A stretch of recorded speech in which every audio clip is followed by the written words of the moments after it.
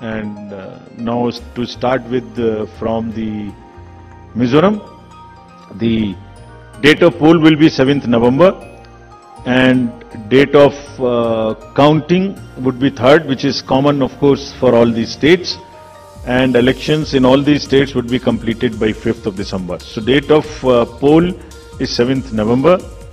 Similarly, in case of Chhattisgarh, the elections would be in 2 phases. The date of poll would be 7th November and 17th November. The nominations after Mizoram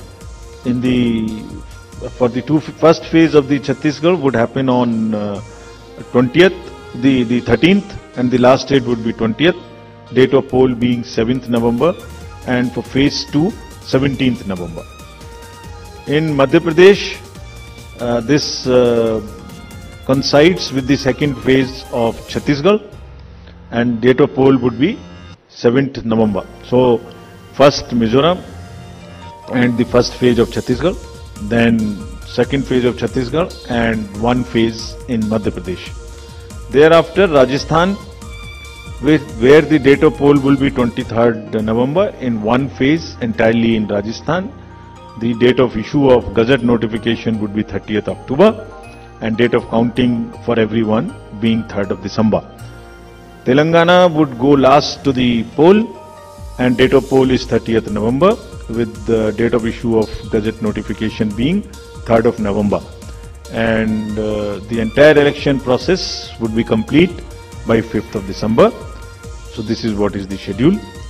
And again, I request all of you, through all of you, to all the voters to please come and exercise in the festival of democracy in a true sense. चुनाव आयोग द्वारा आज चुनाव की तिथि, चुनाव के उत्सव, प्रजातंत्र के सबसे बड़े उत्सव की घोषणा का भारतीय राष्ट्रीय कांग्रेस की ओर से हम स्वागत करते हैं। 5 राज्यों के ये चुनाव भारत में एक नया इतिहास रचेंगे। ये इतिहास रचेंगे प्रजातंत्र विरोधी, संविधान विरोधी भारतीय जनता पार्टी और मोदी सरकार के खिलाफ, जिन्होंने भारत के संविधान, भारत के दलितों, पिछड़ों, गरीबों, आदिवासियों, महिलाओं, युवाओं, उनकी जिंदगियों को दूभर बना दिया है, बेबस और बेहाल आम जनता को बना दिया है, महंगाई से, बेरोजगारी से, भ्रष्टाचार से। इन 5 राज्यों के लोग अब पूरी तरह से भारतीय जनता पार्टी को नकार कर साबित करेंगे कि 2024 के अंदर एक बड़ा बदलाव देश में आएगा, जहां भाजपा को बाहर का रास्ता दिखाया जाएगा। मध्य प्रदेश, जहां का मैं प्रभारी हूं, वहां बिल्कुल स्थिति स्पष्ट है। मध्य प्रदेश के 8.5 करोड़ लोग शिवराज सिंह चौहान और भाजपाई सत्ता को बाहर का रास्ता दिखाने को बेताब हैं। मध्य प्रदेश में तो मुख्यमंत्री शिवराज सिंह चौहान ही टायर्ड और रिटायर्ड हैं।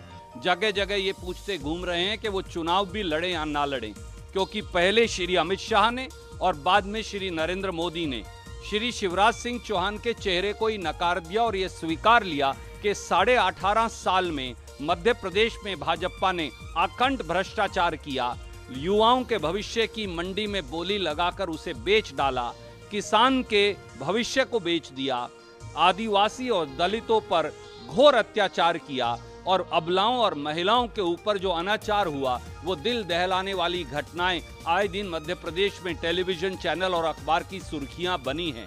मध्य प्रदेश में 175 प्लस 175 प्लस का टारगेट कांग्रेस लेकर चली है। खड़गे साहब राहुल गांधी जी के नेतृत्व में हमें ये विश्वास है कि मध्य प्रदेश की 8.5 करोड़ बहादुर जनता का जनादेश शायद हमें इससे भी आगे ले जाएगा और मुख्यमंत्री शिवराज सिंह चौहान सहित पूरा मंत्रिमंडल पराजित होने वाला है।